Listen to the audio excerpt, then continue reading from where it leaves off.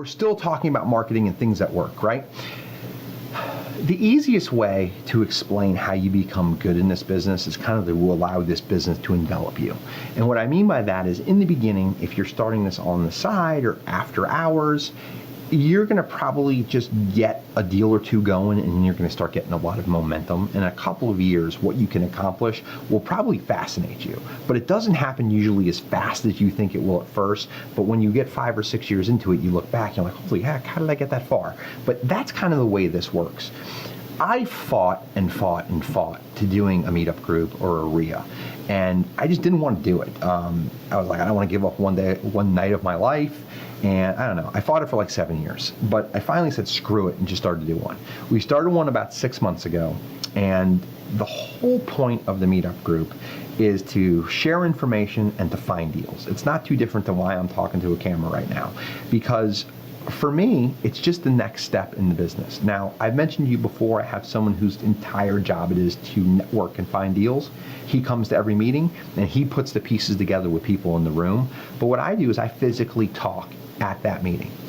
I talked to you earlier about networking strategies and going to REIAs. Mine is no different. I host it from the opposite perspective. I want to find deals. I'm looking for you, and I want you to have a deal. You don't know what to do with it. We talk about it. I help you either get it under contract for the right price, or if you already have it under contract, I buy it from you. That's happened in our meetup group. What else is cool about the meetup group is it's kind of boundless, right? What I mean by that is we have a lady, brand new. She had a friend in Philadelphia. I live in Richmond, Virginia. Outside of the Continental Congress, those two things have not been linked very often, and they're not the same real estate market. So what happens in a lot of instances is the people who come to your group have needs in different places. She knew someone that needed to sell a house in Philly. I sent an email to a networking group that I'm a part of. In 10 minutes, I got someone that emailed me back, said I'd take it, meaning he would buy it. He went to the property, negotiated it, got it under contract, and we got like a $2,600 check, which I split with the lady 50-50. Pretty cool deal.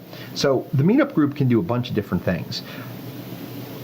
As a new person, you can learn and you can network. As someone who's a little bit more seasoned and savvy and has been at this a while, you can also attract deals. So it's a cool place to build community, for one, but for two, you get to share a little bit about what you know. And then for three, you can find deals, either as a wholesaler or as a buyer.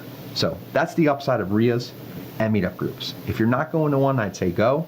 And if you have been at this a while and you're looking for another resource and another place to get deals, start one. It's real easy.